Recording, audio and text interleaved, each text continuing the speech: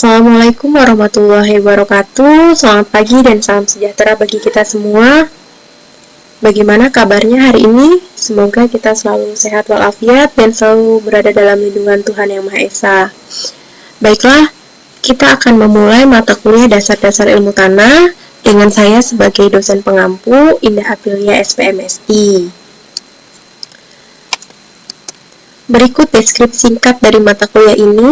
Jadi selama 1 semester ke depan, kita akan belajar bagaimana konsep tanah di bidang pertanian, termasuk di dalamnya bahan penyusun tanah, proses-proses dan faktor pembentukan tanah, sifat dan ciri tanah baik sifat fisik, kimia, dan biologi tanah, peranan mineral dan bahan organik, serta air di dalam tanah, klasifikasi dan survei tanah, dan kita juga akan belajar bagaimana perbaikan atau remediasi tanah dan lingkungan, serta pengelolaan tanah bagi produktivitas pertanian yang berkelanjutan. Berikut adalah outline pembelajaran. Jadi pada pertemuan kali ini kita akan membahas tentang kontrak kuliah, lalu pendahuluan serta ruang lingkup dasar ilmu tanah, definisi tanah, serta pendekatan-pendekatan yang terdapat dalam dasar ilmu tanah, yaitu pendekatan pedologi dan edafologi. Pada pertemuan kedua, kita akan belajar tentang proses pembentukan tanah yang meliputi faktor dan proses pembentukan tanah itu sendiri. Pada pertemuan ketiga, kita akan membahas tentang sifat fisika tanah yang meliputi tekstur, bobot isi, porositas, struktur agregat, dan warna tanah.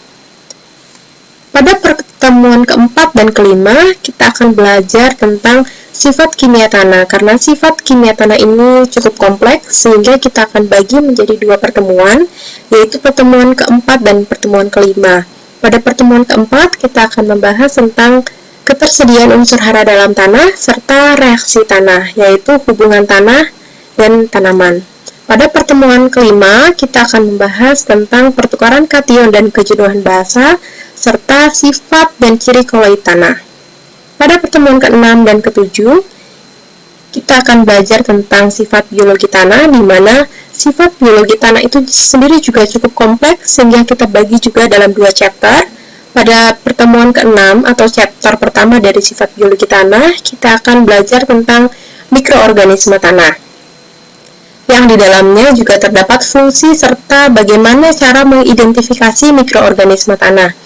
Pada pertemuan ke-7, kita akan membahas tentang flora dan fauna tanah, serta pemanfaatan biologi tanah untuk remediasi lingkungan. Kemudian kita akan melakukan ujian tengah semester, karena kita sekarang dalam keadaan pandemi, sehingga kegiatan UTS semester ini kemungkinan akan kita laksanakan secara daring atau online. Pada pertemuan ke-9, kita akan belajar tentang bahan organik tanah, yang terdiri atas sumber dan bagaimana proses pembentukan bahan organik di dalam tanah, serta bagaimana peranan bahan organik di dalam tanah. Pada pertemuan ke-10, kita akan belajar tentang air tanah. Air tanah ini juga cukup kompleks, sehingga akan kita bagi dalam 2 chapter juga, seperti sifat kimia dan biologi tanah. Pada pertemuan ke-10, kita akan membahas tentang konsep dan kondisi air di dalam tanah, serta peranan air untuk produksi tanaman.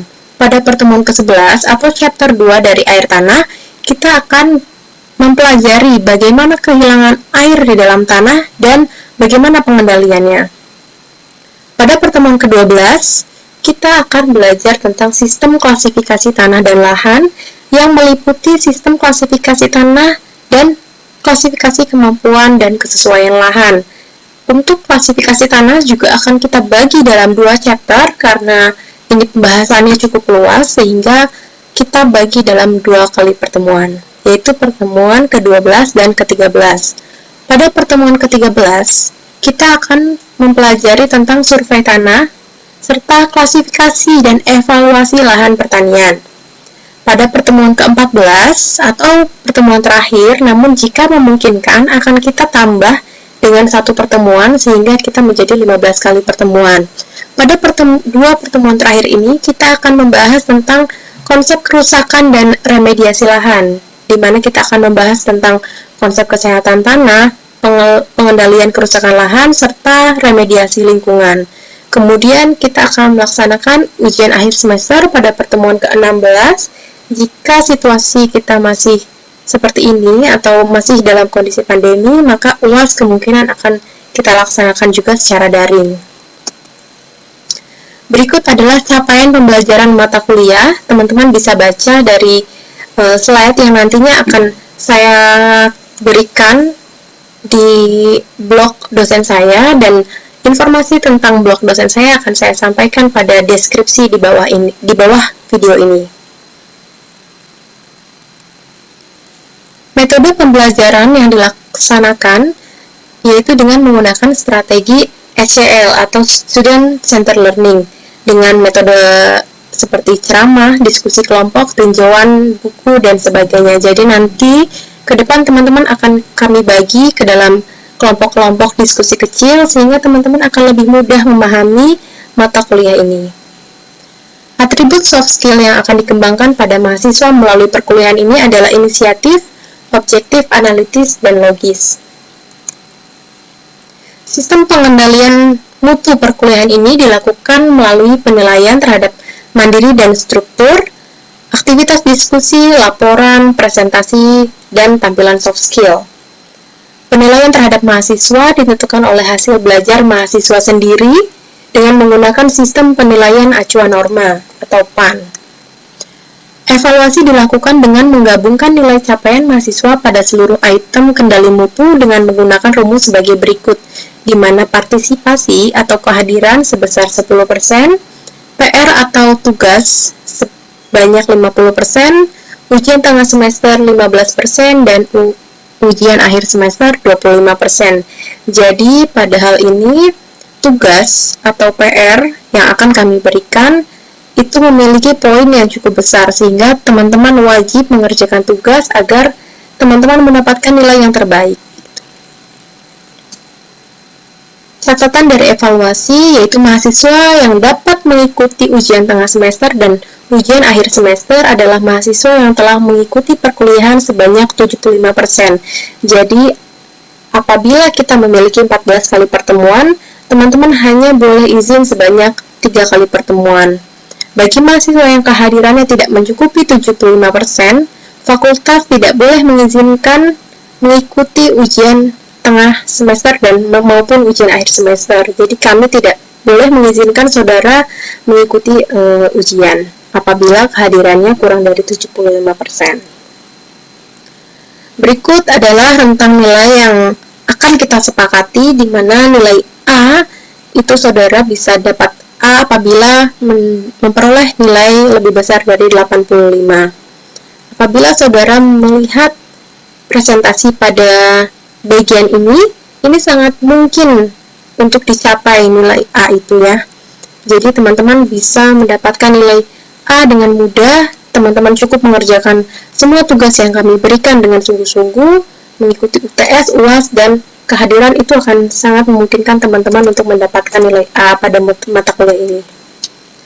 Berikut tata tertib perkuliahan, di mana yang pertama, mahasiswa wajib mengikuti mata kuliah ini tepat waktu. Kami memberikan toleransi keterlambatan sebanyak 15 menit, jadi apabila teman-teman hadir lebih dari 15 menit, kami tidak mengizinkan teman-teman untuk mengisi daftar hadir pada kuliah ini.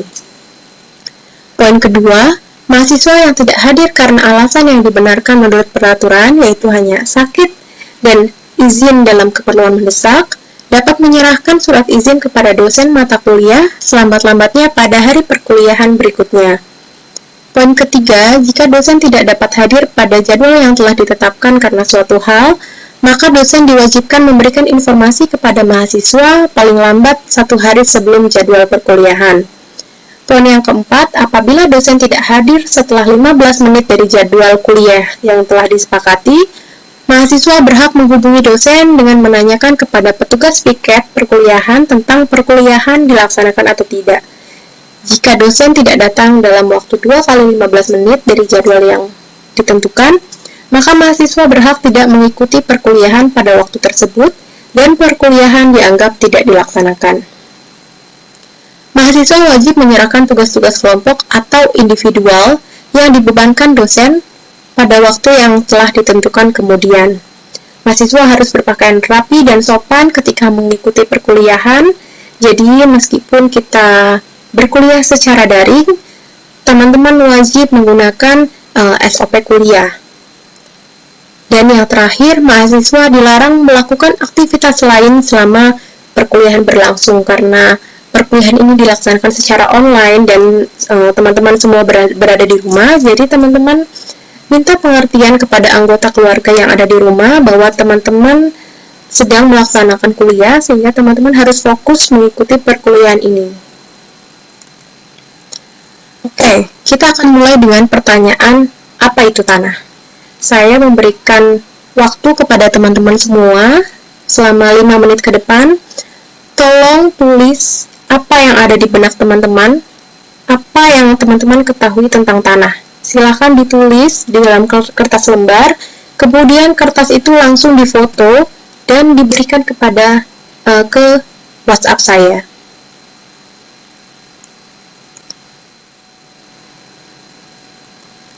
Oke, kita akan masuk kepada definisi ilmu tanah, di mana ilmu tanah ini memiliki pengertian yang berbeda-beda tergantung pada setiap kepentingan. Bagi seorang ahli tambang, dia menganggap tanah itu sebagai sesuatu yang menghalangi kerja mereka, menghalangi batu-batuan yang akan mereka ambil, sehingga tanah harus dibuang bagi seorang ahli tambang.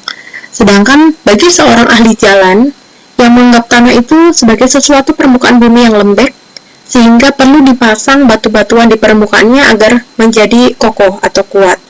Begitu pula dengan ibu-ibu rumah tangga yang mungkin menganggap tanah itu adalah sesuatu yang kotor, yang bisa menempel pada sepatu, baju, yang bisa mengotori karpet, dan sebagainya. Namun, dalam hal ini kita akan membahas tanah specifically dalam bidang pertanian. Di sini saya menyampaikan tanah sebagai sumber kehidupan karena 80% yang kita makan itu ditumbuhkan dari tanah. Untuk itu saya menyebutkan di sini tanah sebagai sumber kehidupan. Menurut ahli tanah, tanah didefinisikan sebagai tubuh alam yang berdimensi dalam dan luas yang merupakan hasil dari hancuran batuan dengan berbagai faktor pembentuk tanah, di mana tanah itu merupakan fungsi dari iklim, organisme, bahan induk, topografi, dan waktu.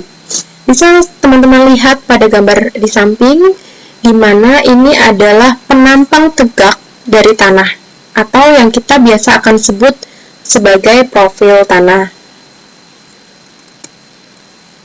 Menurut Soil Survey Staff tahun 1999, tanah didefinisikan sebagai benda alam yang tersusun dari bahan mineral dan bahan organik, cairan dan gas yang menempati daratan dan dicirikan oleh horizon atau lapisan yang dapat dibedakan dari bahan asalnya.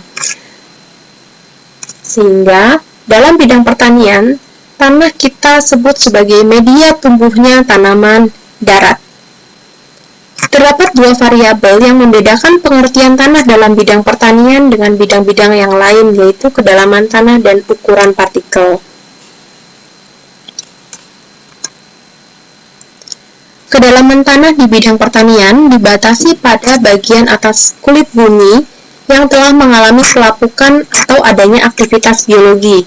Jadi, jika bagian yang telah mengalami pelapukan adalah dangkal, maka bagian tersebutlah yang dipakai sebagai batas kedalaman tanah. Sebaliknya, jika bagian yang telah mengalami pelapukan sangat dalam, biasanya 4 sampai dengan 6 meter, maka tidak semua bagian lapuk tersebut disebut sebagai tanah, melainkan sampai kedalaman tempat terdapatnya aktivitas biologi tanah. Pada umumnya, pembahasan tanah dalam bidang pertanian dibatasi pada kedalaman sekitar 2 meter. Kedalaman ini jauh berbeda dengan kedalaman tanah di bidang lain, seperti keteknikan yang mungkin bisa mencapai puluhan meter. Ukuran partikel. Pada ukuran partikel, para pakar pertanian membatasi tanah yaitu pada ukuran partikel 0,02 sampai dengan 2 mm, dibandingkan dengan pakar keteknikan yang juga tertarik pada ukuran yang mungkin lebih besar dari 2 mm seperti kerikil bahkan batu. Dalam hubungannya dengan kebutuhan hidup tanaman, tanah berfungsi sebagai fungsi tunjang. Yang pertama sebagai fungsi tunjangan mekanik atau penopang, yaitu sebagai tempat tanaman tegak dan tumbuh. Meskipun akhir-akhir ini banyak digunakan sistem budidaya secara hidroponik, di mana dalam sistem ini tanah bukan sebagai media pertumbuhannya. Tanaman tidak memerlukan tanah, tetapi tanaman hanya memerlukan larutan unsur haranya saja. Tetapi cara ini sangat mahal dan memerlukan pengetahuan atau teknik-teknik lainnya, sehingga dalam konteks untuk memenuhi kebutuhan pangan, baik hidroponik maupun aeroponik, belum bisa menjawab tantangan tersebut. Yang kedua, yaitu sebagai penyedia unsur hara dan air. Kita akan membahas ini lebih detail pada pertemuan-pertemuan berikutnya. Dan yang ketiga, tanah ini memiliki fungsi sebagai lingkungan tempat akar atau batang dalam tanah melakukan aktivitas fisiknya.